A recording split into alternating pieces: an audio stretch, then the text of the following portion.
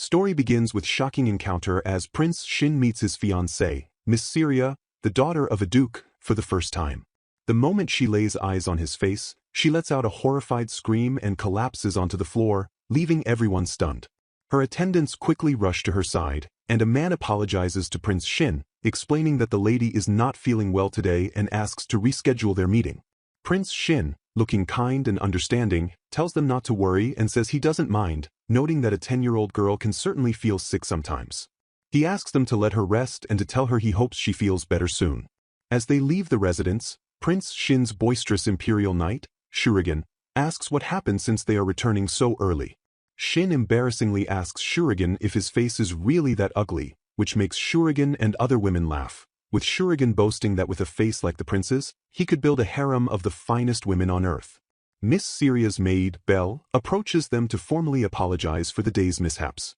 Shuriken tells her not to worry and that the prince won't take it personally. However, when he asks what happened, Belle reveals the honest truth that Miss Syria screamed upon seeing the prince's face and then collapsed. Prince Shin, who had just secretly asked Belle not to tell anyone, is mortified by this revelation. Belle then sincerely begs for forgiveness on Miss Syria's behalf, asking the prince to forget the mistake she made. The prince looks on as the maids comment on how he looks like an angel and didn't even make a nasty face. Later, as they travel in a carriage, Prince Shin asks Shuriken if he has heard anything about Miss Syria's personality. Shuriken replies that he's heard she had a spoiled upbringing, raised in luxury and allowed to do whatever she pleased, comparing her to other selfish aristocratic girls. However, Shuriken's attention is more focused on how Miss Syria's maid, Belle, was not frightened by his intimidating face at all. Back at his residence, Prince Shin walks down a hall, thinking about how Belle promised they would return for another meeting. He is greeted by his energetic older sister, Saran, who asks how the meeting with Syria went. Shin explains that he didn't really get to meet her because she wasn't feeling well. His sister comments that women who are weak and can't give birth are no good, before cheerfully declaring her own plans to marry a king from a neighboring country and fill Midland with their children. Shin then has a serious conversation with Saran about her own arranged marriage to a man whose face she barely remembers. She explains that marrying for political convenience is a noble's duty and that she plans to love her husband with all her heart. She advises Shin to do the same when he picks his fiancée, telling him to love her and make her happy. This conversation weighs heavily on Shin as he gazes out a window, thinking about his father's words that a king cannot rule alone and must see if people are loyal with his own eyes. 3 days later, Shin returns to see Miss Syria but is met by her maid, Belle, who says the miss is still out of sorts and regaining her strength. Determined to speak with her, Shin asks his knight Shuriken to wait outside as Belle agrees to let him in for a little while. Belle enters Syria's room first to announce that Prince Shin has arrived to meet her. Inside the bedroom, Shin sees Syria for the first time properly and is stunned by her beauty, finding her terribly enticing. He introduces himself as Shin Midland, and she apologizes profusely for her behavior during their last meeting. He politely asks her to raise her head and apologizes for intruding. As they begin to talk, Prince Shin suggests they speak less formally since they will be engaged soon, but Syria startles him by asking if they can call the engagement off entirely. Confused, he asks if it's because she dislikes his face, pointing out how uncomfortable she looked when she screamed at him. She quickly denies this and explains she doesn't feel she deserves to be engaged to a prince like him. After he offers her a bouquet of flowers from a big garden, she suddenly starts crying. He asks if the cake he brought was bad, but she says it's not the cake. Syria then reveals the unbelievable truth. She remembers everything from a past life. She explains that their world is actually a simulation game that she used to play on a console in her previous life in a country called Japan. She was reborn into this world as a duke's daughter, but when she saw Prince Shin for the first time, her memories of her past life came flooding back, causing her to faint. In her past life, she was a sickly child who spent most of her time in a hospital and was told she would die by the age of 10. To pass the time, she played many games, and she recognizes this world as one of them. She describes the game's protagonist as a brilliant 15-year-old commoner who transfers to the noble school Flora. As a commoner, she was bullied by the pampered children of the nobility, but she studied hard and became one of the best students. People appeared to help her, and she could fall in love with one of 7 different characters. The best ending involves the protagonist marrying a handsome prince. However, for this to happen, the prince, who is already engaged, must break things off with his current fiancée at the graduation party. He condemns his fiancée and sends her away so he can be with the protagonist. Prince Shin is horrified, realizing that he is the freaking jerk of a prince who has an affair in the story. Syria clarifies that she is not the protagonist of the game. Instead, she is the villainess, the original fiancée who gets condemned and sent away. This means Shin is destined to be the two-timing prince who breaks her heart. According to the game's story, Syria becomes jealous and does countless bad things to the protagonist, leading the prince to hate her and eventually banish her. Syria explains that there is no happy ending for the villainess. No matter what she does, the result is always the same misery. Shin is initially skeptical, thinking it might be a wild delusion, but Syria proves her knowledge by recounting a secret event from his childhood. She describes how when he was 7, he used a secret passage known only to the royal family to sneak out of the castle. In the town, he found a little girl defending a cat from a group of boys. Prince Shin rescued the girl, telling the boys it was embarrassing to harass her, and declared that he had become her knight. Shin is stunned, as this is an embarrassing memory only he should know. Syria explains this is the opening scene of the game, which plays every time you start. To further prove her story, she explains that the word black exists in her country, Japan, to describe things devoid of color. She predicts that the protagonist, who is also from Japan and has memories of her past life, will name the cat she defended Blackie. Completely convinced, Shin admits he can no longer deny what she has said. Syria tells him she shared this story before their engagement became official. However, instead of agreeing to call it off, Shin looks at her with newfound determination. He understands that she didn't tell a single lie and that he had fun talking with her. He decides she is a suitable wife and that he wants to spend the rest of his life with her. He tells her he hopes they can see each other again and play, calling her just Syria. He then turns to Belle and asks for her permission to formally propose again in the future. As he leaves, Shuriken teases him about finally making a move. Shin corrects him, saying he has asked Syria to be his fiancée. He then goes before his father, the king, and announces that he has chosen Syria. He admits they have not yet reached a complete understanding, but he is no longer worried about her refusing. He reflects that he has made a cold-hearted decision for them both, as she can't really say no. He walks away, wondering what would have happened if she hadn't remembered her past life. He looks resolute, acknowledging that whether she becomes happy or if he breaks her heart is now all up to him. In a softly lit bedroom under a starry night sky, Prince Shin sits with his older sister who is resting on her bed. They discuss Shin's newly decided engagement to a girl named Syria, and Shin describes his fiancée as a polite and well-mannered girl with beautiful black hair, admitting he feels more at ease with his own upcoming marriage now. He then curiously asks his sister if she knows of any stories similar to the one Syria told him. The sister, with a thoughtful expression, explains that a Cinderella-like story about a noble marrying a commoner would likely be banned in their kingdom, especially if the noble was already engaged to someone else. She speculates that perhaps Syria read such a forbidden book and now worries that her own engagement to Shin will be broken in a similar fashion. The sister recalls her time at Flora Academy, where her father taught her that social status was to be disregarded, leading her to mingle freely with commoners. She thinks a story like Syria's might be plausible in such a setting but points out a major inconsistency. She reveals that the hospital Syria described from her dream doesn't exist in their country, as doctors traditionally made house calls until she returned from studying abroad and had the country's only hospital built. The sister confirms that neither she nor the maids had ever heard of the tale Syria spoke of, which makes Shin determined to find out if a similar story exists in their world. She admits she is uncertain whether Syria's story is a delusion and feels she needs to speak with the young girl more often to understand. In a brief flashback, the sister is seen advising a much younger Shin, telling him to cherish, adore, and give lots of love to his future bride. She encouraged him to become her knight and always be her ally, promising that this devotion would make her smile and happily become his wife. Back in the present, Shin realizes with a pensive look that his childhood desire to be a knight was likely inspired by his sister's heartfelt advice. The next day, Shin, dressed to go out, informs his attendant Shuriken that he will visit Syria, whose health has improved. He instructs Shuriken to return for him in the evening, as he intends to stay and help a woman named Miss Belle with her work so as not to be a burden. Upon arriving at a grand estate, Shin is greeted by Syria and her father. He apologizes for his sudden visit, explaining that he grew impatient after receiving the king's permission for the engagement. Syria's father warmly welcomes him and expresses his eagerness to accept the proposal. On the staircase, Shin gracefully kneels before Syria, presenting her with a single, perfect rose as he formally asks for her hand in marriage, pledging his eternal love and declaring that she is the only one who can be his wife. He explains that he chose the most beautiful flower from the royal palace garden just for her, offering it as a symbol of his feelings instead of an extravagant bouquet. Syria, holding the single rose, asks Shin if he is truly only 10 years old, surprised that he can speak such charming lines so easily. Shin, slightly annoyed, confirms his age and explains that as a prince, such etiquette is important. In a comedic aside, he reveals his strict sister forces him to practice new romantic lines daily under threat of being hit, which Syria suspects is to make him popular with ladies in the future. Despite the forced practice, Syria smiles genuinely at the rose and tells Shin she is happy to have received it because it is truly beautiful, causing the young prince to blush.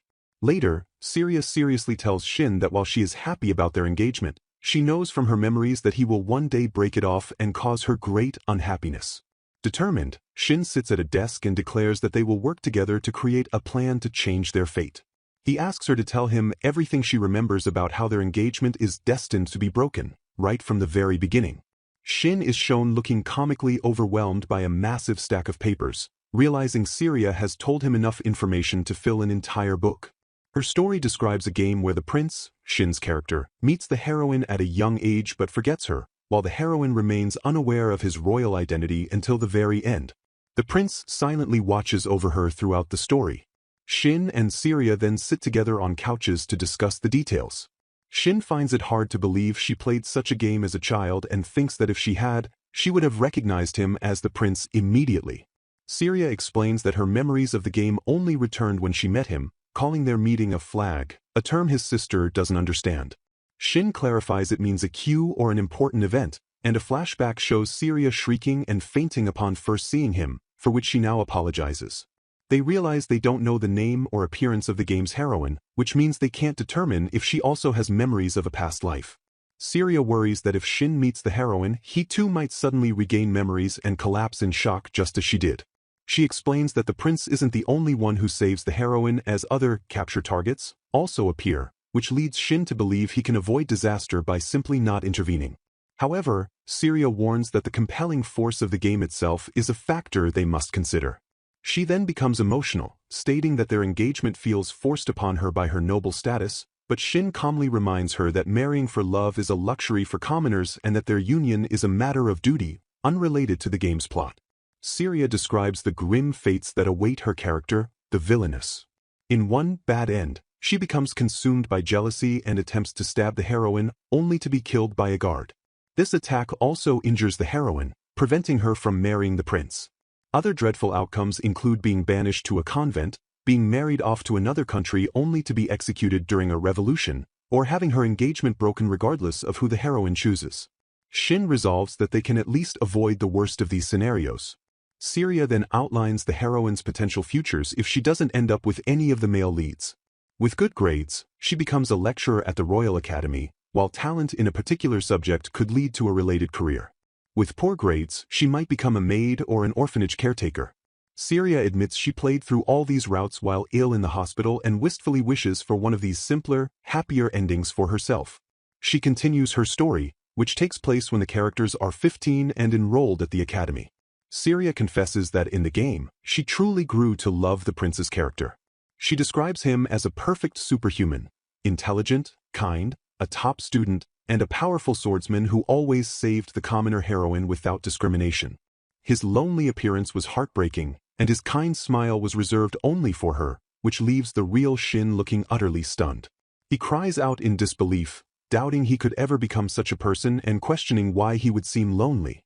Syria explains that the game's prince hated his forced engagement and thus kept all women at a distance, making him lonely and unable to experience love, a vulnerability the heroine used to get close to him. Syria looks at the real Shin and notes he is completely different, with no sense of pretense. She says she wouldn't be happy if the person she married fell in love with a cool version of him and not his true self. She adds that the game's prince always told the heroine, "Because you are simply you," a line Shin admits he would probably say as well. With newfound confidence, Syria declares that she can come to love the real Shin for who he is now.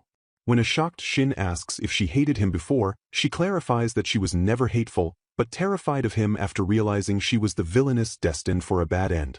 In response, Shin firmly promises that he will never do anything to cause her pain or difficulty. A montage shows them diligently working together, writing down notes and formulating a plan. Before leaving, Shin gives Syria a notebook to record any new memories, keeping the notes on the prince route for himself to study. He tells her they will meet again soon, as her lessons to become a princess consort will begin at the royal palace. While Shin finds etiquette bothersome, Syria is excited. She explains that her poor health prevented her from attending school much, and before her memories returned, she hated studying, but now she is grateful for the chance to learn. In a quiet moment, Shin says her name, and she asks him to call her Syria, embracing her current self over the game's character. As he prepares to depart, Shin tells Syria she must also think of ways to avoid her ruin, then gently kisses her hand. Walking away, he reflects on her words about him being a lonely boy who never knew love. He turns back and confidently tells her that he is not a boy who doesn't know love and is not lonely now that he has her, reassuring her that he will protect her. Syria is visibly touched by his declaration. Later, in the carriage, Shin contemplates the strange situation, thinking the game feels like a prophecy and fearing he might be a powerless bystander in a pre-written story. The scene shifts to a comical moment where Shuriken finds Prince Shin awkwardly standing in the kitchen. Deciding to pitch in, Shin joins Shuriken and a maid in peeling a mountain of potatoes. As he finally leaves, one of the household maids expresses deep gratitude on behalf of the entire staff. She tells Shin that Lady Syria has changed completely since the engagement, becoming a kind and considerate person, and that everyone in the house is smiling more. Shin beams with happiness, feeling proud even though he knows it wasn't his doing. As the story continues, Prince Shin running excitedly through a palace corridor, his movements smooth and graceful like a dancer. His attendant, Khan, hurries behind him, questioning the prince's haste to greet his betrothed and suggesting a more regal approach of waiting patiently. Shin, however, is filled with joy and insists on being the first to welcome his precious betrothed, Syria, who has traveled all this way to see him. Inside the audience chamber, Syria makes her formal introduction to His Royal Majesty, bowing deeply as the first daughter of House Colette. The kind-faced king tells her to raise her head, reminiscing fondly about seeing her as a baby and recalling how her father, Lord Hurst, was overjoyed at her birth. The king expresses his happiness that his old joke about her becoming Shin's bride has now wonderfully become a reality. A majestic queenly figure advises the young couple to support one another and study diligently to prove themselves worthy of their future thrones. Shin and Syria humbly accept the warm guidance, promising to engrave the king's words in their hearts. The king then steps forward, wanting to get a better look at the girl who has grown so much. Suddenly, a group of young royal children surrounds Syria with cheerful curiosity, calling her a cute new big sister, which leaves her feeling a bit dizzy and overwhelmed. Nearby, her proud father, Lord Hurst, remarks to the king that his daughter is such a beauty he isn't quite ready to let her go. The king and queen then welcome Syria with open arms, telling her not to feel intimidated because she is now part of their family and already like a daughter to them. Lord Hurst playfully threatens to revolt if Shin doesn't treat his daughter well, a jest the king dismisses before suggesting they all move to the garden for a more relaxed conversation over tea. At this moment, Shin steps forward with a serious expression, announcing that he has an important matter to discuss with His Majesty. Shin explains that as they are both only 10 years old, they are not yet fully prepared for the responsibilities of their roles. He formally requests that he and Syria be given the freedom to decide the timing of their wedding for themselves when they feel the time is right. The king smiles, agreeing completely. He explains that for nobles, the engagement itself solidifies their pact and that it is customary for the couple to choose their own wedding date, so he has no reason to rush them. A relieved Shin thanks him gratefully. The king's tone then becomes more thoughtful as he reminds them that life is short and that he and the duke would love to see their grandchildren sooner rather than later.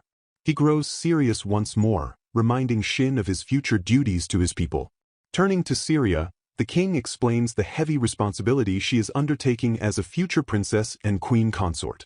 He apologizes for the burden but asks her to be a source of strength for Shin, supporting and guiding him always. Deeply moved, Syria bows and reverently accepts her new role, solidifying her place as a member of the royal family. Later, Shin's older sister, Saran, shows Syria to a beautiful room, offering it to her since Saran will be leaving after her own marriage. Shin agrees it's a perfect arrangement for Syria's upcoming lessons at the palace, and Syria happily thanks them. A week passes, and on Saran's wedding day, she entrusts Shin's care to Syria, even jokingly permitting a punch if he misbehaves. She then makes Shin promise to always protect Syria and keep her happy, a vow he makes without hesitation. As Syria watches the ceremony with tears in her eyes, she reflects on how much Saran has come to feel like a real sister in just 1 week. With his sister's departure, Shin feels the weight of his new responsibilities as the eldest child, determined to protect Syria, who shares a similar destiny.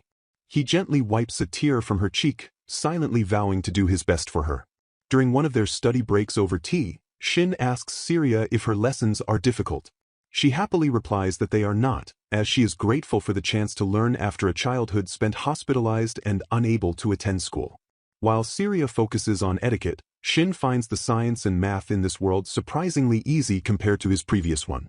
He is continually amazed by Syria's world, a developed place like Japan, and her natural talent for calculations despite her lack of formal schooling. When the topic turns to history, Shin finds it enjoyable by viewing it as the hidden backstory of a game he once played. Syria, however, admits she struggles with mythology and religion, as the belief systems in her former home were not as strict. They share a laugh, agreeing there is much to learn and that religion can be a difficult subject for both of them. Shin reflects on their situation, understanding that their long period of shared education is crucial for building a bond strong enough to withstand any challenges, especially Syria's fear that he might fall for someone else at the academy. He hopes that by studying together, he can prove his commitment to her. Shin has a moment of insight, theorizing that this world isn't a game but that the events of this world became the basis for a game in his old one, much like a true story becomes a book. He quickly dismisses the thought as mere speculation, unable to use it to truly reassure Syria. Their conversation is interrupted when a maid brings a snack of potato chips, a treat wildly popular in town. Syria's eyes widen in delight and recognition, as she loved them in her old world. She notes the large amount of oil needed for frying, and the maid confirms it, explaining that oil is a luxury item here, making the chips a high-end dish. This astounds Syria, who remembers them as a common children's snack. Shin explains how difficult and expensive oil production is, making him reflect on the wealth and abundance of Syria's fully developed former world. Syria then mentions that starting next week, they will have a lesson together, dancing. Shin sees this as their first strategic move. He explains that by becoming a perfectly matched, inimitable dance pair, they can show everyone that she is his irreplaceable partner, thus deterring any potential rivals. Though Syria finds the idea a bit embarrassing, Shin is determined, believing their flawless dancing will make any would-be heroine give up immediately. He asks for her cooperation so they can do their best together. Syria gives him a warm, thankful smile. Shin then realizes that before they master dancing, they must first become genuinely closer. And so, he makes a simple suggestion for their next break. They should go out on a date. Syria excitedly calls out to Shin-sama on the day of their promised date, looking lovely in her downtown-style dress and hat. Shin, dressed in a matching casual vest and cap, greets her warmly, and together they head into town. They are accompanied by their escorts, Shuriken and Miss Bell, who are playfully taking on the roles of Shin's older brother and Syria's older sister for the outing. The group explores a lively town street that feels like a festival, and Syria looks around in wide-eyed wonder. While Miss Bell enjoys a snack on a stick, she generously offers a bite to Shin, who she calls her Lil Bro. Syria feels hesitant, believing that eating while standing is poor manners, as Shuriken explains that he is supposed to be checking their food for poison even though he has already eaten half of it himself. Seeing that Shin hasn't eaten, Syria kindly offers him her food instead. Shuriken promptly declares that he will take care of the poison checking for Shin's portion, which earns him an annoyed glance from Miss Bell. Suddenly, Syria grabs Shin's hand, calling him Big Bro, and telling him they must hurry because it is 9 o'clock and time for Sunday Mass at the church. As they rush off together, the narration reveals that attending the service was the clever excuse they used to be able to go out into town for the day. While navigating the crowded streets, Miss Bell has to remind a daydreaming Shuriken to pay attention to his job. Shin happily remarks that their outing with their escorts feels like a double date. A term he explains to Syria is when two couples go out together. Inside the grand and beautiful church, they watch the service as a priest stands at the altar and the choir sings beautifully. Syria is captivated by the church's simple charm, whispering that she would love to have a wedding in a place like this, even though she knows as royalty her wedding would have to be in the grand castle cathedral. She expresses how wonderful it would be to celebrate with all their family and friends gathered together, a sentiment that Shin quietly agrees with. After the mass concludes, Shin suggests they go see a play, and Syria eagerly agrees to the idea. Miss Bell informs them that a popular play called Hamlet is currently showing at the Globe Theater, so they decide to go watch it. However, Shin finds the play to be a terrible mess with no redeeming qualities, and he silently wonders who could have written such a dreadful story. He had expected a tale of a prince avenging his father, but he was disappointed by the tragic fate of the heroine, which he noticed was similar to the ending of a game Syria often discusses, leaving her visibly upset. Concerned about Syria, who has been quiet and distant ever since the play ended, Shin spots a jewelry shop and decides it's the perfect place to lift her spirits. Inside the shop, he confidently asks the shopkeeper to see a wedding ring. The shopkeeper is taken aback, telling Shin that a wedding ring is too serious a present for such a young girl. Shin simply replies that it is alright because he and Syria are already engaged, a fact that Shurigan and Miss Bell confirm to the surprised shopkeeper. After purchasing a ring, Shin asks for it to be placed on a chain so it can be worn as a pendant. He then gently asks Syria for her left hand before placing the delicate pendant around her neck, asking her to accept his gift. Syria looks down at the ring resting against her chest and then gazes up at Shin-sama, her eyes filled with deep emotion. The following day, Shin is in an office discussing the outing with an older man, likely his father. The man explains that the play, Hamlet, has become controversial, with some nobles demanding it be banned as an insult to the royal family, and he asks for Shin's opinion on the matter. Shin provides a very clever analysis, explaining that the play's theme is that no one can escape divine judgment, not even a king. He suggests that if the king were to ban the performance, he would appear to have a guilty conscience, just like the play's villain. Shin speculates that the play might be a trick by the playwright or a plot by nobles to undermine the king's authority. When asked what he would do, Shin astutely proposes that he would simply doze off during the performance and later declare it boring. This subtle act would serve as a powerful message to the playwright without giving in to political pressure.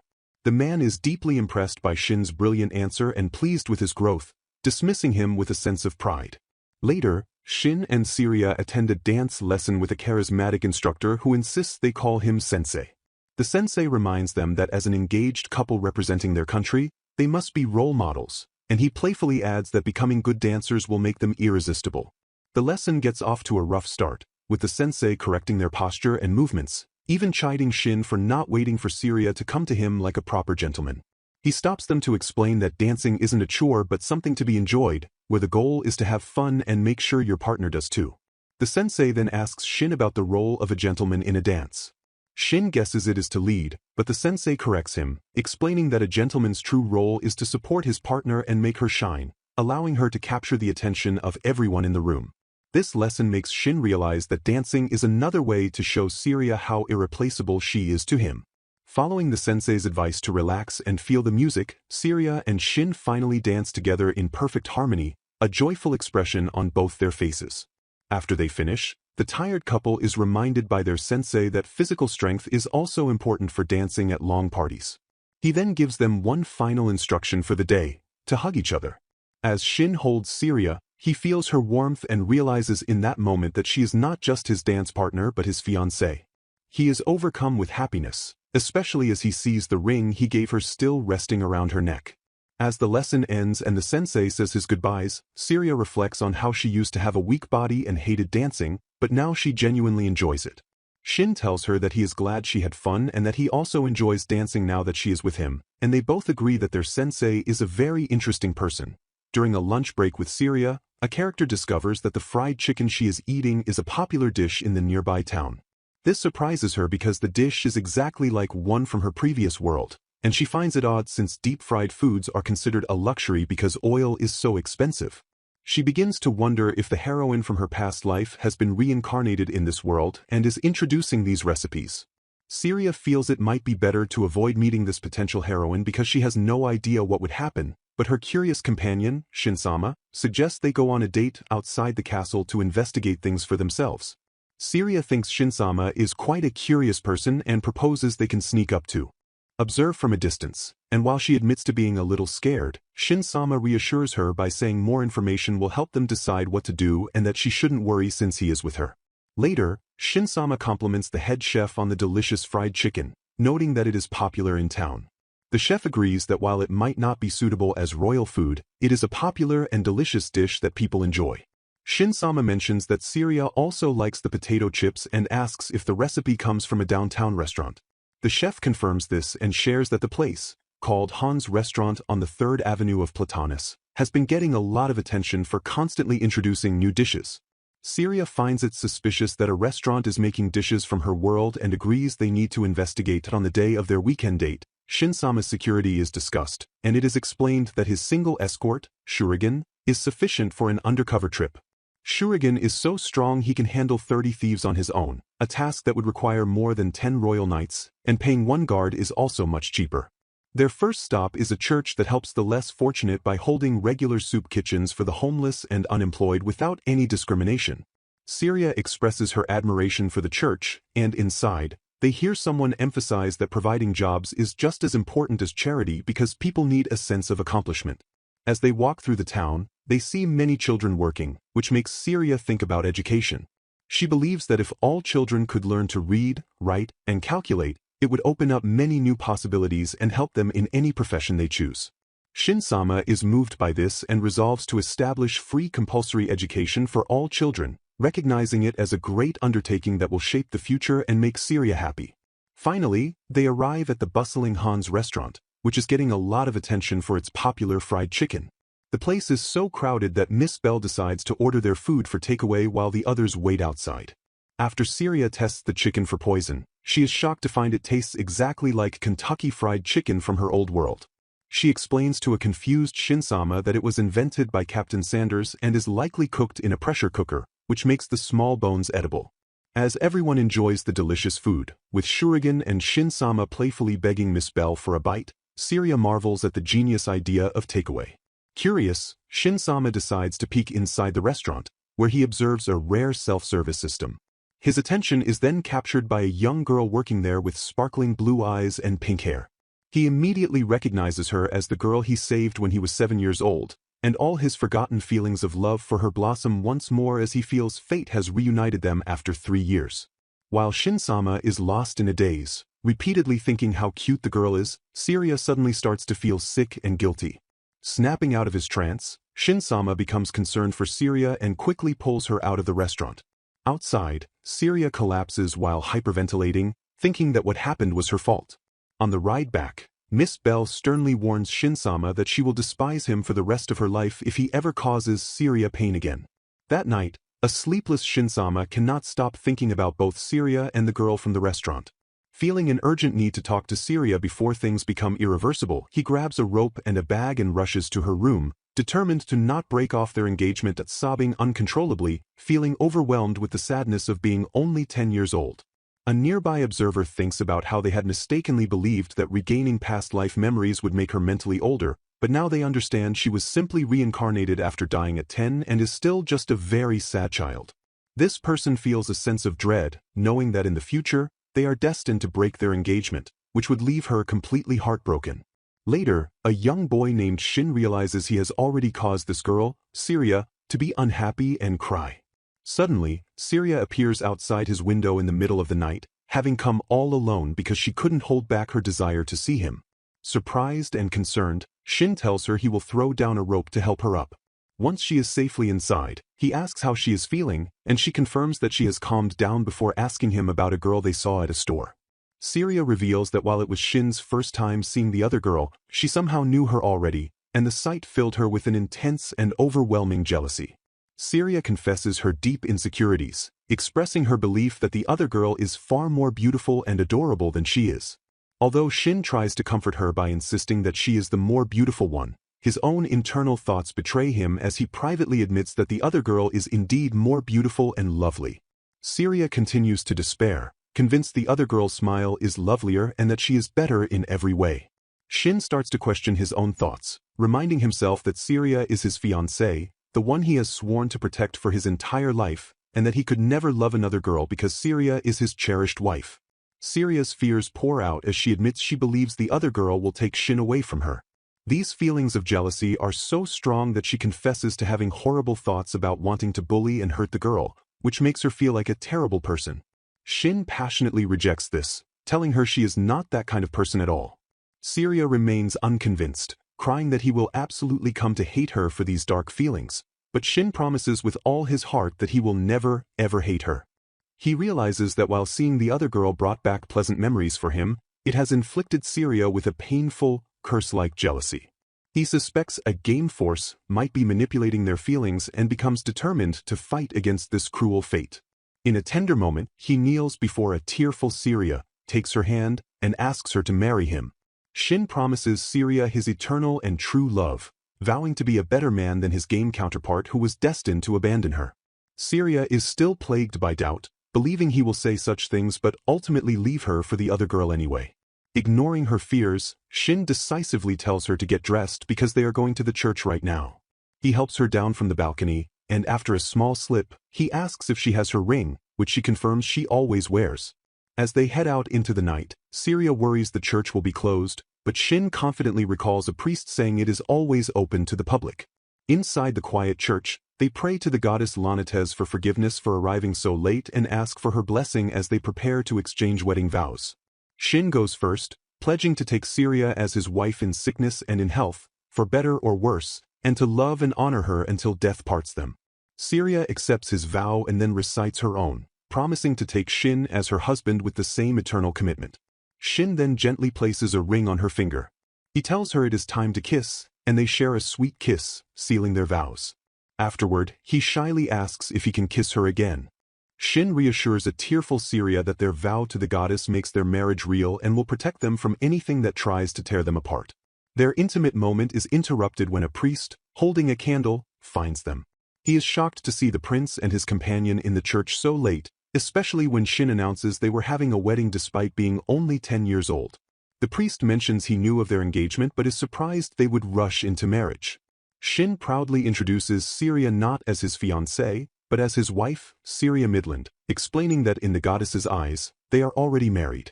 Shin argues that there is no legal age for marriage in their country and that the Bible does not specify one.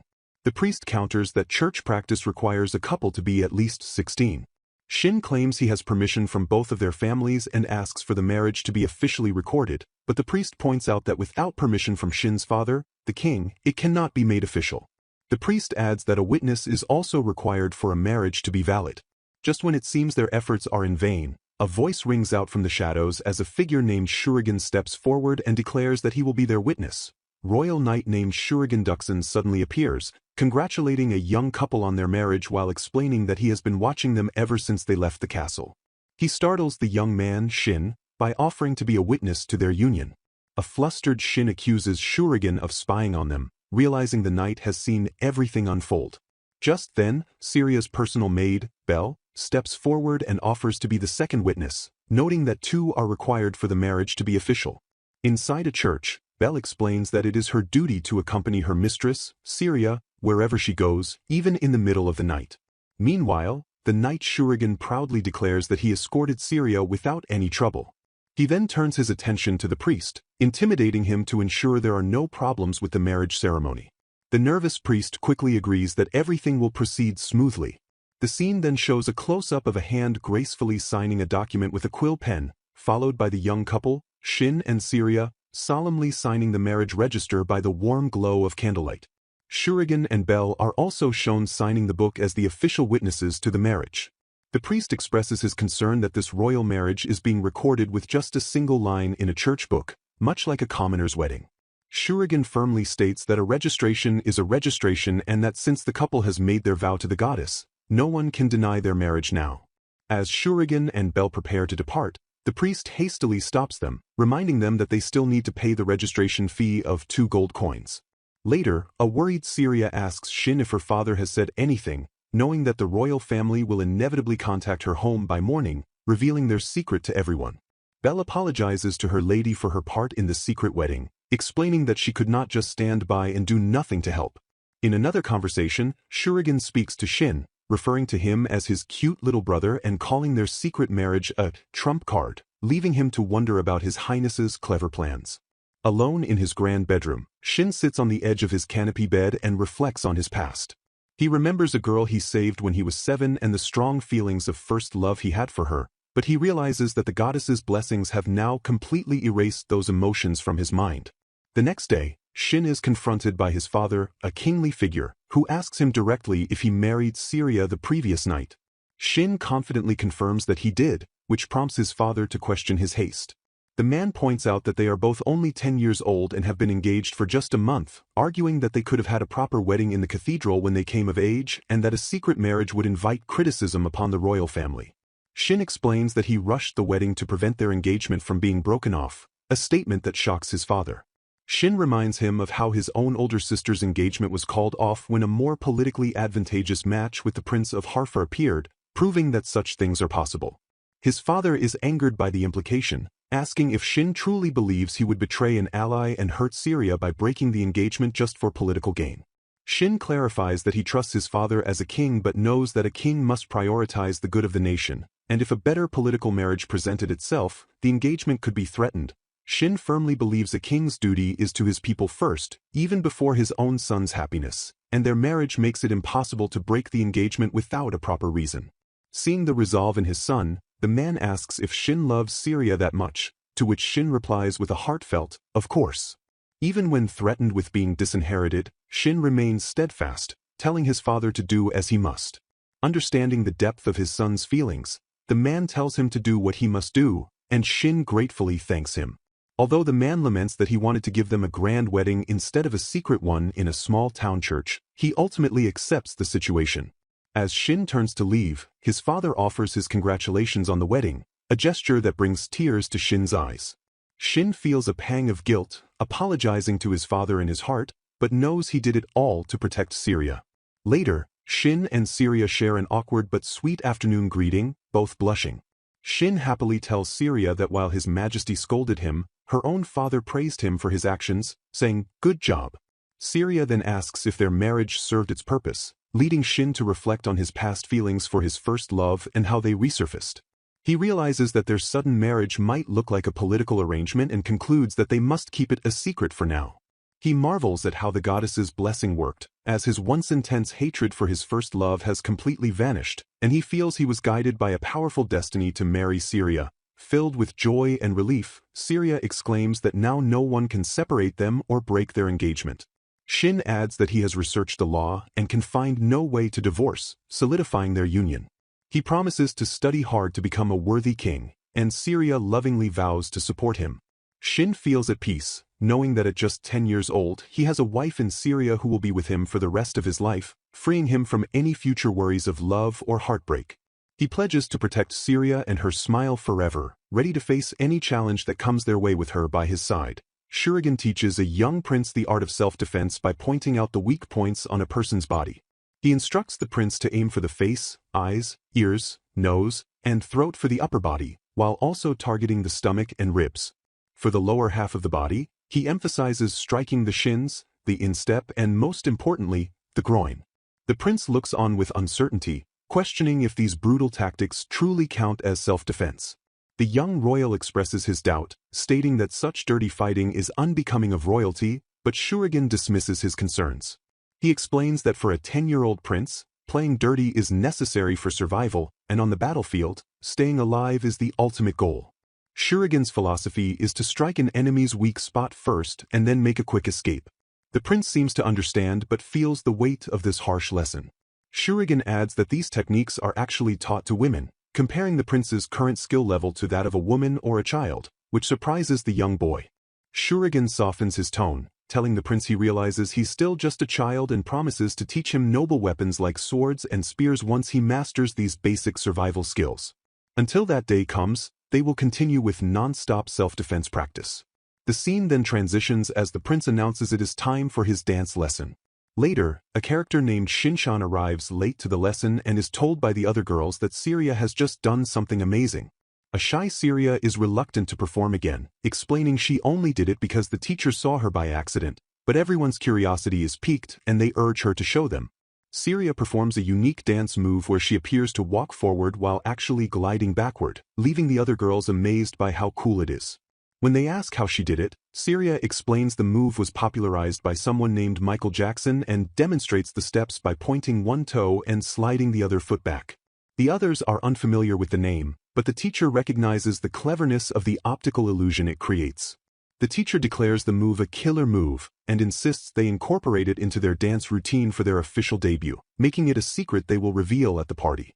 Syria reveals the move is called the moonwalk, and attempts to explain its origin using knowledge from a past world about the moon's gravity, but her friends are confused by the concepts. The teacher, however, is inspired and promises to help them present the move perfectly. The prince's day continues with card games with his siblings and Syria, followed by an etiquette dinner with his mother before Syria goes home. Later, the prince speaks with a maid named Miss Belle about Han's restaurant, a popular new establishment known for its fried chicken and French fries. He learns the restaurant sources its ingredients from the barony of Bulova and that its success has forged a strong connection between the two. That the prince discovers that all the restaurant's innovative dishes, like cabbage salad and carbonated juice, were created by the owner's 10-year-old daughter, Rince. He is amazed that a child could also implement business strategies like a self-service system and takeout. Syria looks worried as he learns this, and the prince realizes he can't ignore the impact this girl is having. He asks Miss Belle for the source of her information, and she reveals she planted a spy as a part-timer in the restaurant. Shocked, the prince asks if he is being spied on too, and Miss Belle calmly confirms she gets information about him from Shuriken. The prince briefly considers firing his teacher but decides against it when Miss Belle subtly implies their family's cooperation depends on it. The prince confides in Miss Belle that he is concerned about the restaurant's rapid growth and its strengthening ties with the Baron. He internally reflects on the true issue, which is that Syria possesses knowledge from a past life, and he worries that Rince, with her similar innovations, might become a rival and gain enough influence to enroll in the aristocrats' academy, setting the stage for a future conflict. The story then jumps to the king's birthday party, which is also the prince and Syria's first formal dance since their engagement 3 months prior. After a long round of greetings, the prince is eager to eat, but Syria reminds him not to eat too much before they dance.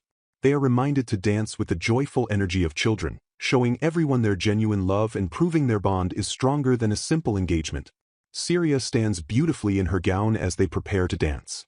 They start with a cheerful, childlike waltz, counting their steps as they smile and twirl across the floor.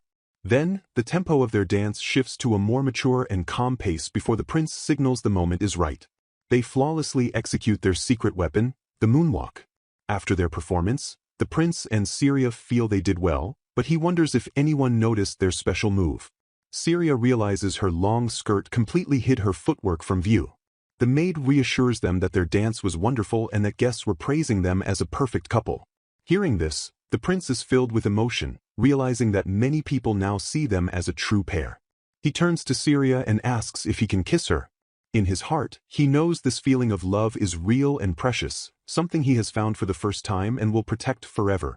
Shin standing before a grand castle, announcing to his companion Syria that their official duties have commenced now that they are 11 years old. Clutching a book, he passionately declares they must use their past life knowledge to ensure they don't lose to the heroine, but Syria quietly mentions she couldn't attend school much. Shin then recalls she spent a lot of time in a hospital and correctly guesses she knows a great deal about them, which Syria confirms, adding that she read many books and learned about everything, including the nurse's duties. Their first official duty, as Shin explains, is to oversee the hospital and orphanage established by his older sister, Saran. He believes Syria's hospital experience will be invaluable, and he notes that their positions will allow them to suggest improvements without being under direct public scrutiny. Upon arriving at the orphanage, Shin decides to inspect the facilities while Syria immediately immerses herself in playing with the children, quickly becoming a favorite among them. The director, while showing Shin around, explains that the new orphanage system is still a work in progress with many challenges, though they try to maintain order by assigning roles to the children. Soon after, Shin calls Syria away from the disappointed children for a meeting with the staff. As she leaves, the kids sadly ask their big sis to return soon. In the meeting, Syria bluntly points out the orphanage's problems, stating that the rooms are too dark and the children smell, and she suggests new wallpaper and opening the windows for fresh air. The staff apologizes profusely as Syria explains that poor hygiene leads to sickness and contributes to high child mortality rates, stressing the importance of keeping the children clean. Syria then proposes a radical idea: a daily bath for every child. A staff member expresses shock, calling it a luxury reserved for royalty and far beyond their budget, revealing that children are currently washed with a wet towel only once a week. Impressed by her insight, Shin listens as Syria also demands a change of clothes and proper bedclothes for each child to prevent skin diseases. She continues by insisting the children must also wash their hands before meals and brush their teeth after. The staff raises concerns about the immense amount of work and resources this would require, But Shin offers a solution to build a large bathhouse and use newly mined coal for fuel, promising to discuss it with the king. When the staff brings up the need for more manpower, Syria cleverly suggests recruiting priests and nuns from the church as volunteers. Shin embraces the idea, planning to speak with the bishop and use his princely status to their advantage. Syria further advises that children need dedicated playtime to learn social skills like rule following and empathy, warning that strict obedience without play creates adults who cannot think for themselves. When a staff member questions the use of funds for play, Syria firmly rebukes this discriminatory thinking, asserting that all children are equal and also need basic education in literacy and arithmetic. A staff member expresses amazement at their insight, admitting they are more impressive than even Saran. Shin reflects on how he successfully persuaded the church to help by appealing to their charitable nature and the goddess's teachings of loving all children equally, feeling a bit shameless for using his authority. Now, all that remains is to get the king's approval. They present their comprehensive plan to the king, who, despite noting the high cost, is impressed by their foresight after confirming they have already secured the support of ministers and the church. When questioned about priorities, Shin argues that educating orphans will set a precedent for universal education, ultimately reducing crime by providing children with a better future. The king, seeing their 10-year vision for a literate populace, agrees to allocate the budget and resources. He praises their efforts and entrusts them to continue being his eyes among the people. 1 month later, a new bathhouse stands at the orphanage, ready for use with the delivered coal. Syria, dressed for work, announces she will wash the children and asks Shin for help. Though he nervously declines her invitation to join the bath, Syria points out he is covered in coal dust and needs to wash as well. While Shin monitors the water temperature and considers tracking coal usage, the director takes over the record-keeping, leaving Shin to help Syria with the children. The bath is chaotic but joyful, and the filthy water convinces Shin of the necessity of daily bathing. He feels awkward about the situation but tells himself it is simply part of their work. After the children are clean, Syria cheerfully tells a flustered Shin that it's his turn, unfazed by the situation. Later, on a weekend visit to Syria's residence, Shin finds her creating a kamishibai, a picture story show for the children. He thinks it's a brilliant idea given the low literacy rates and the high cost of picture books. However, he is horrified when she reveals her tragic story, Swim, Taiyaki-kun, about an escaped snack that is ultimately eaten. Considering the backgrounds of the orphanage children, he urges her not to tell such a depressing tale. Instead, he suggests a hopeful story called Hayabusa-kun's Errand, about a boy who bravely overcomes challenges to complete a task. Syria loves the idea and becomes completely absorbed in drawing it. While she works, Shin researches hospital improvements based on Syria's past life knowledge. He contemplates implementing medical records to track patient history and introducing the concept of disinfection and germ theory, wondering how to produce large quantities of alcohol for sterilization. As a maid brings them tea, she marvels at the two 11-year-olds working so diligently on a weekend.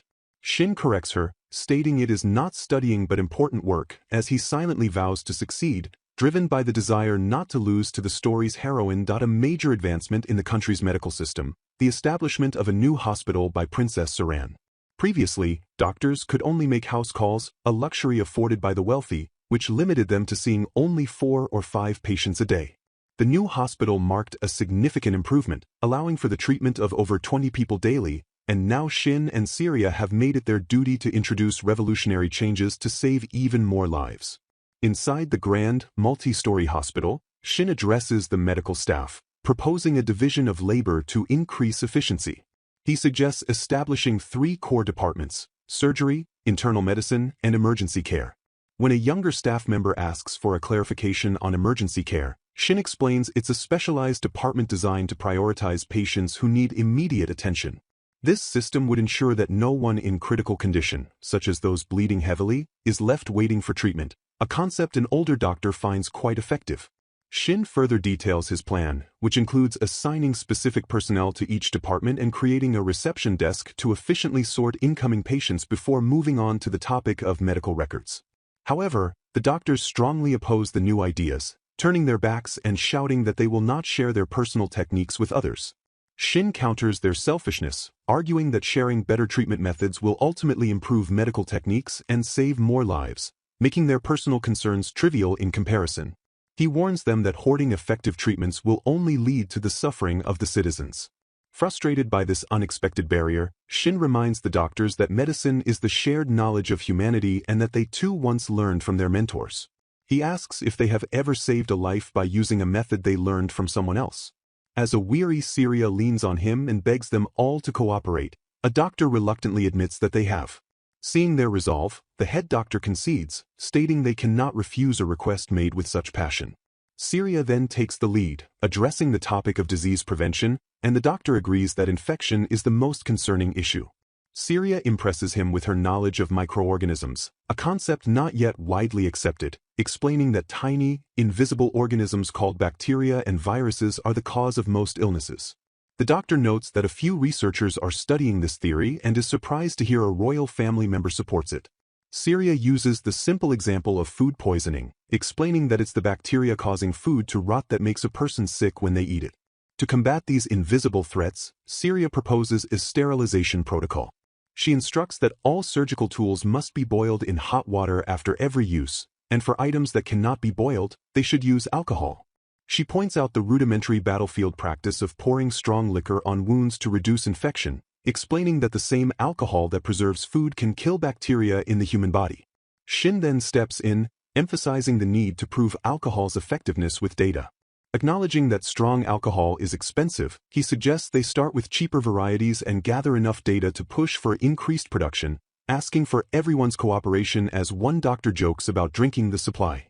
Later, on their way home, a fierce storm erupts, and a maid insists Syria stay the night for her safety. As they rush inside, another girl playfully teases Syria, assuming she's terrified of the thunder. Later that night, Shin nervously checks on Syria in her room, admitting the thunder is loud and wondering if she might be scared. To his complete shock, Syria smiles calmly and says she isn't scared at all. Just then, a loud clap of thunder sends Shin diving to the floor in fear, clutching a pillow over his head. Syria, realizing he was projecting his own fear, calmly explains that lightning is just a natural discharge of static electricity, not the work of demons. Seeing that he is the one who is frightened, Syria invites him to sleep with her for the night, an offer Shin shyly accepts. In bed, she holds him close, reassuring him that there's nothing to be afraid of as he blushes, thinking about how warm she is. The implementation of alcohol as a disinfectant proves to be a massive success, astonishing the hospital directors as it drastically reduces healing times and improves recovery. Following this, Shin approaches the Distillers Guild and is introduced to the Balkan distillery. Coincidentally, the distillers had been experimenting with an incredibly strong potato-based spirit, but it was too potent to sell, leaving them with 600 bottles of unsold product. They explained their failed business strategy was to create a cheap, super strong liquor for those who just wanted to get drunk. They are stunned when Shin, on behalf of the royal family, offers to buy their entire stock. The head distiller is puzzled, but Shin clarifies the liquor is for medical use in hospitals, not for drinking. Recalling the old battlefield superstition of washing wounds with strong liquor, the distiller begins to understand. Shin requests that the 600 unsold bottles be distilled again to increase their purity. He then suggests an innovative idea. Since the alcohol won't be drunk, they could produce it from discarded materials like vegetable waste or fruit pomace, things high in starch. One of the younger brewers is excited by the idea of experimenting with sugar beet pomace, a taboo ingredient. The owner initially refuses, fearing bankruptcy and expulsion from the guild, but Shin proposes a brilliant solution. The state will buy shares in the distillery and run it as a state-owned alcohol testing facility, with full funding and permission from the king, an offer the owner happily accepts. Realizing the project requires significant funding, Shin decides to present it at the Royal Council meeting. Meanwhile, Syria is seen at the orphanage, reading a highly technical story about the Hayabusa satellite to a group of children, who are all crying their eyes out in confusion.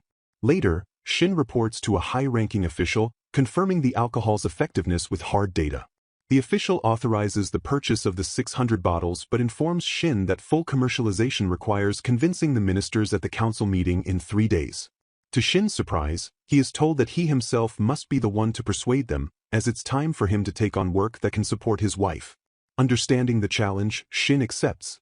3 days later, Shin stands nervously with Syria before the council chamber, wondering how he can possibly convince the powerful ministers.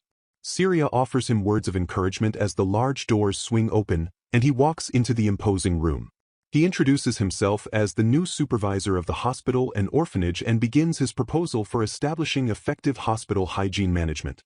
Using detailed storyboards that he and Syria painstakingly prepared, Shin presents his case. He shows data on alcohol's effectiveness, explains how it can be cheaply produced from waste, and details how its mass production can improve national public health and even become a key export industry. The ministers are impressed by his foresight, and after some discussion about the need for further research and funding involving the ministries of health, agriculture, and industry, Shin appeals to them directly, stressing that the initiative will save lives and benefit the entire nation. The king then tests Shin's resolve, asking if he understands that any failure will be his responsibility, while success will be credited to the ministers. With unwavering determination, Shin confirms that he understands, as it is for the good of the nation. His conviction sways the council. The ministers begin discussing practicalities like creating new laws to prevent misuse of the medical alcohol and adjusting the liquor tax since it's not for consumption. With no objections remaining, the king declares that Shin has done well and dismisses him, telling him to leave his materials behind. As he leaves, Shin understands this was a political gesture. Outside the chamber, Syria is waiting for him. Overjoyed with his success, Shin rushes to her, embracing her in a hug and exclaiming that he did it, all thanks to her help. A successful heroine who started with a fried chicken shop and has steadily expanded her business across the city with support from Baron Bulova, even integrating her father's restaurant into her trading company. A new shop is set to open, operating long hours from 7 in the morning until 11 at night, sparking curiosity about what kind of store it could be and if there is a demand for it to be open so late. A young woman with dark hair explains that the new establishment is a convenience store, a shop where convenience itself is the primary goal. She elaborates that it will sell a wide range of goods in small amounts, from daily necessities like soap and toothbrushes to food items such as snacks, drinks, and bento boxes. This concept allows customers to buy everything they need in a single location, saving them the trouble of visiting multiple specialized stores. A young man questions the viability of such a business, and the woman explains that its success comes from stocking only a few of the best-selling items in each category, unlike specialty shops. She reveals that in her world, convenience stores became so popular they drove many other local retailers out of business, a prospect the young man finds frightening. He reflects on the heroine's rapid success, realizing she is using knowledge from a past life to build her empire and worries she could become an unstoppable force. He suspects she might even be from the same country as him, especially if the stores are called konbini. Later, while sitting at a table together, the young man and the dark-haired girl, Syria, are both feeling scared about this new development. He suggests they go on a date the following week to investigate the new store together, viewing it as a challenge for both of them as he struggles to prove that the game force no longer influences their lives. In another scene, the young man discusses his plan to perform a kamishibai story called Journey to the Moon for the children at an orphanage. As he enthusiastically explains the complex details of the Apollo 11 mission, involving a Saturn V rocket and its crew, his audience is left looking completely bewildered and unable to understand what he is talking about. On the day of their date, the young man leaves the castle early and heads to the new convenience store, with his guard Shuriken watching from a distance. Inside, he finds the store is very quiet and realizes he would need to visit at different times to see how popular it truly is. While browsing, he excitedly spots a romance novel, feeling a mix of embarrassment and determination as he decides to read it in hopes of getting closer to Syria. After leaving the store, he observes that the new fried chicken outlets are bustling with customers, a stark contrast to the quiet convenience store. He takes a seat at an outdoor table and orders fried chicken and juice, his face flushed with embarrassment. While waiting for his food, he reads the romance novel and becomes flustered by the sweet and cheesy lines, wondering if he is expected to say such things to Syria. A girl who works at the store but is not in uniform approaches him, noticing his strange expression as he reads by himself, and asks if something is wrong. The young man is surprised to meet the heroine here, though he feels the strange compulsion from their past encounters is now gone. She recognizes the trending novel he is reading and mentions she has read it too, suggesting they eat together as she was also about to have lunch. She passionately describes the plot about a forbidden love between a commoner and a count. With a dreamy look, the heroine expresses her pity for nobles in arranged political marriages, believing they never experience true love. This reminds the young man of a line from the game about his character being a lonely person who doesn't know love. He reflects that he is genuinely happy now because he truly fell in love with Syria and was able to marry her. The The heroine wishes more nobles felt the way he does about love and marriage. Her food is delivered by a man who calls her Lil Bro, and she demonstrates how to use a straw for her iced drink, explaining it tastes better cold. The young man is unfamiliar with the straw and suspects the use of ice is another piece of her past life knowledge. The girl's brother joins their table, and the young man is surprised to learn they are related since they don't look alike. The brother insists they are similar, getting uncomfortably close to prove his point and making the young man laugh nervously. Nearby, Shuriken is approached by a server from the fried chicken shop, and the young man remarks that it must be nice to have friends who can be so casual. Shuriken complains about his own face being a nuisance, though the young man thinks it's a waste since Shuriken is married. Shuriken's brother then joins him, and they discuss the idea of a harem, with Shuriken insisting that finding true love makes a harem unnecessary. Just as his brother calls his view idealistic, Syria and Miss Belle arrive, having been searching for them. Syria and Belle are surprised to see the romance novels on the table, and the men awkwardly explain they were having a strategy meeting to win them over using popular books. Belle finds their methods inappropriate, while Syria curiously asks if she can read the books too. The conversation shifts back to the Kamishibai, and the young man explains his story about the moon was not a hit with the kids, who wanted monsters. He then pitches a story about a triceratops, describing it as a dinosaur with 3 horns, only to explain that it went extinct after a meteorite impact, which Syria finds tragic. Later, the group goes to the theater to watch Romeo and Juliet, a play about young lovers from rival families who meet in secret. The young man finds the story uncomfortably similar to his own secret relationship with Syria, while Shuriken sleeps through the performance. Syria and the young man wonder if the priest who married them might have been the one to share their story. However, Syria expresses her strong dislike for the play, calling Romeo a pathetic and unreliable character.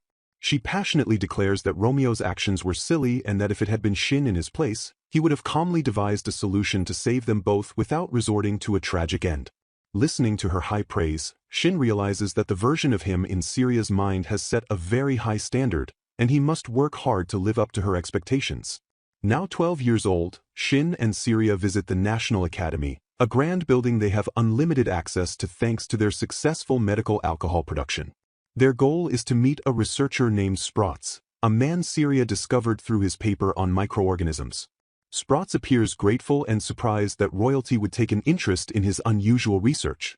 Inside, Shin politely asks to be called by his first name as he and Syria formally introduce themselves to Sprotz, who is flustered to be in the presence of the prince. Shin explains that Syria has a deep interest in healthcare and was the one who spearheaded the use of alcohol for sanitation, which greatly improved the nation's hospitals. Sprotz is impressed, admitting he has heard of her work and that her efforts have also helped his own research immensely. Sprotz becomes visibly excited, realizing that their knowledge of alcohol as a disinfectant means they must also believe in his theory about microorganisms. Syria confirms this with a simple nod, and Sprotz is overcome with emotion. He confesses how difficult it has been to convince others of his ideas and that he almost gave up countless times, before eagerly leading them to see his work. He shows them an experiment with 2 flasks of boiled meat broth. One is open to the air and spoils, while the other is protected by a bent tube that prevents airborne particles from entering, and its broth remains fresh. He explains his theory that invisible organisms don't just appear from nowhere but travel through the air and multiply, causing both spoilage and disease. As they listen, Syria thinks to herself that this is why cleaning with alcohol is so effective, because it kills these very microorganisms. Sprotz then explains how he can grow these microorganisms in a petri dish on a starchy sugar medium, allowing the bacteria to form visible colonies that can be classified. He reveals he has even cultured samples from the blood and pus of sick patients, suspecting these bacteria are the direct cause of their illnesses, and he has confirmed that alcohol effectively kills them.